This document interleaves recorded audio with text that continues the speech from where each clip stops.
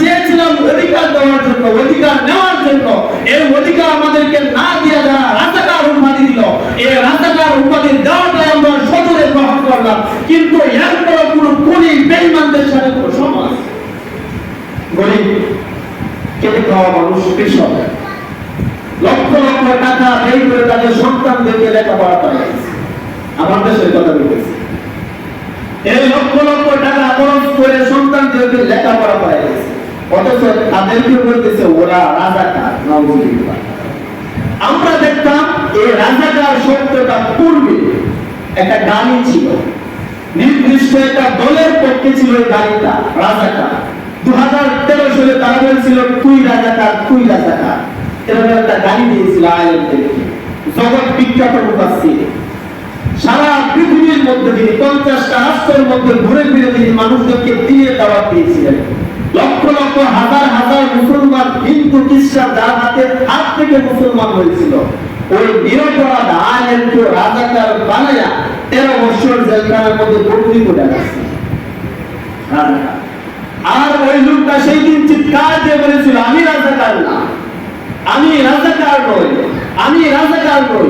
71 সালে কোন কাদামাটি আমার শরীরে লাগে না, আমি রাজাকার নই। এই যে চিল্লা চিল্লা বলছিল আমি রাজাকার নই, বাংলার অন্ধ কিছু মানুষ এই কথাটা বুঝে নাই, বুঝতে পারে নাই। আর 2024 সালে দীর্ঘ 14-15 বছর পর আল্লাহ তাআলা এই সিস্টেমটা উল্টায় দিয়েছে। যে নিরপরাধ মানুষটা চিল্লায় বলছিল আমি রাজাকার নই, তোমরা মানছিলে না। 2024 সালে আমি গোটা বাংলাদেশের ছাত্র সমাজ এমনকি 18 কোটি মুসলমানদের হৃদয়ের মধ্যে রাজাকার শব্দটাই তুলে আনলাম। এখন গর্বের বিষয় ছাত্ররা বলতেছে আমরা রাজাকার। বলে কেন? দেশ নিয়ে কথা বললে রাজাকার, অধিকার নিয়ে কথা বললে রাজাকার। তুমি যদি হক পক্ষে কথা বলো, হকের কথা বলো, তাইলে তুমি রাজাকার। আজকে ছাত্রদেরকে বাধা দিচ্ছে, ছাত্ররা বলতেছে আমরা আমাদের অধিকার চাই।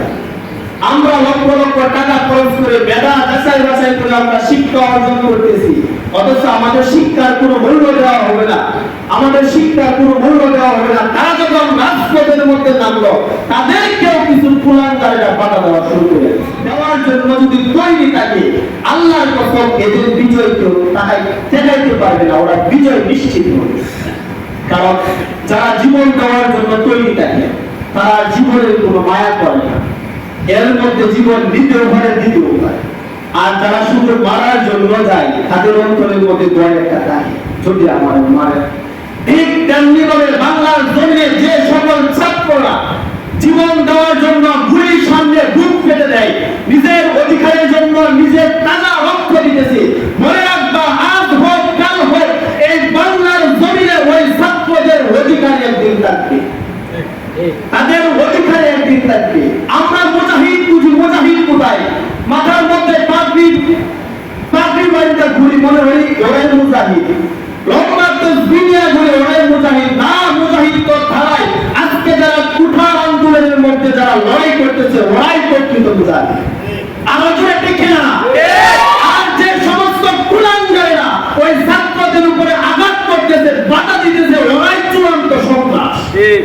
আর যারা জীবন দিতেছে তারাই মুজাহিদ।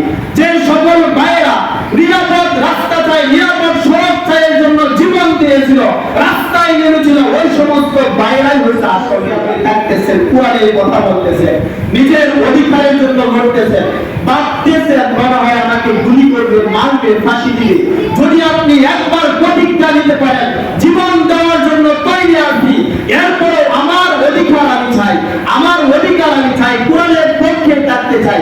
আল্লাহর কসম করে বলি, ওই যে রাসূল যে বায়াত গ্রহণ করেছিল 1400 সাহাবীর উপরে, ওই সময় যেরকম ভাবে মক্কার কাফেররা ভয়ে ত্রস্ত হয়ে রাসূলের কাছে চলে আসছিল, আজও যদি ছাত্র সমাজ, যুব সমাজ, এমনকি বাংলার প্রত্যেকটা মানুষ যদি তৈরি হয়ে যায়, আমরা আমাদের অধিকার চাই, আমরা আমাদের বুথের অধিকার, বাথের অধিকার, আমাদের কুটার অধিকার নয়, আমরা আমাদের মেধার অধিকার চাই।